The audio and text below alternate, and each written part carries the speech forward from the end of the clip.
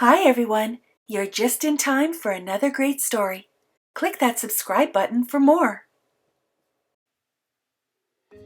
Big Red and the Little Bitty Wolf, a story about bullying, by Jeanie Franz Ransom, illustrated by Jennifer Zavoyan. There was only one path that led from where Little Bitty Wolf lived to where he went to school at Pinecone Elementary, and that was a problem. Over the summer, Big Red Riding Hood had moved in with her grandmother. Big Red wasn't just big, she was mean, and now she took the same path through the woods to get to school.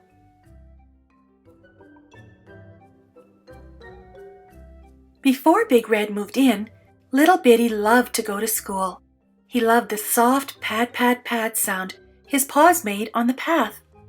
He loved the feel of the wind tickling his whiskers as it rustled the leaves. And he really, really loved his yellow lunch basket, always packed with his favorite foods.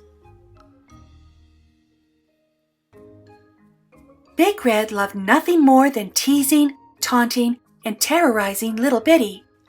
Sometimes she jumped out from behind a tree. Sometimes she stuck out her big foot and tripped him. Sometimes Big Red snuck up behind Little Bitty and pulled his tail. Little Bitty tried not to whine. He tried not to whimper. He tried not to talk to Big Red at all. Nothing seemed to help. Little Bitty asked his parents what to do. "Just tell her to stop," Mom told him. "Tell her you don't like it when she teases you." "Stop it," Little Bitty said when Big Red kept throwing acorns at him. "I don't like that." Big Red laughed. "But I do," Big Red said, and she picked up a big acorn and hit him in the nose. "Puff yourself up so you'll look bigger," Dad told him. So the next time Big Red pulled his tail, Little Bitty puffed himself up as big as he could. But Big Red just laughed. "I'm not scared of a little bitty wolf," she smirked. Little Bitty didn't know what to do, and then one morning, a shadow fell across the path. Little Bitty looked up. It was Big Red. "Where do you think you're going?" Big Red asked. Little Bitty tried to run by Big Red, but she blocked his way. "Not so fast." Big Red grabbed the basket right out of his paws and skipped away.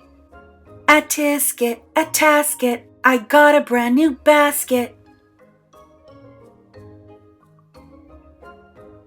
Little Bitty was so sad. What would he eat for lunch? What would his parents say when he didn't bring his basket home? Would they make him take his food in a brown bark bag? When Little Bitty Wolf got to school, his teacher, Miss Doe, asked what was wrong. Little Bitty didn't want to tell her. Big Red was looking right at him. Miss Doe sent him to talk to the school counselor, Mr. Know-It-All. Little Bitty Wolf told him about Big Red. "It sounds like quite a problem," Mr. Know-It-All said.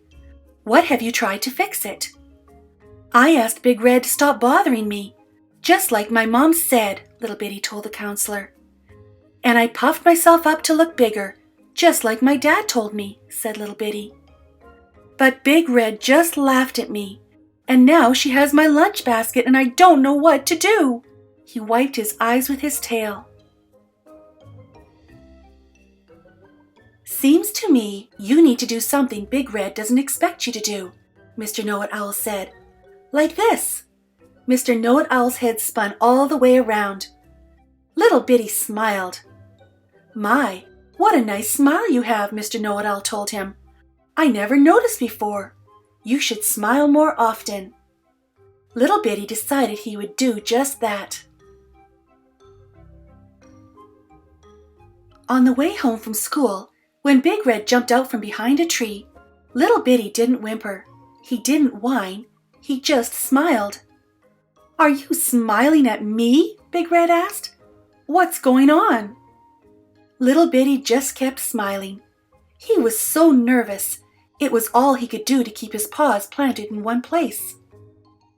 "What's so funny?" Big Red asked, taking a step back. "Stop looking at me like that. What are you going to do, bite me?" Little Bitty Wolf laughed. What a silly thing to say.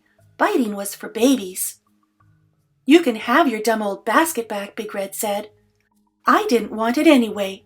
She tossed the basket on the ground. Little Bitty smiled even bigger. Mr. Know-It-All was right. Doing something Big Red didn't expect had worked. Maybe he'd never smiled at her before. He had a feeling Big Red didn't get many smiles. He'd make sure she got plenty now. Little Bitty trotted off toward home with his ears up and his tail high, feeling a little bit bigger and a whole lot better.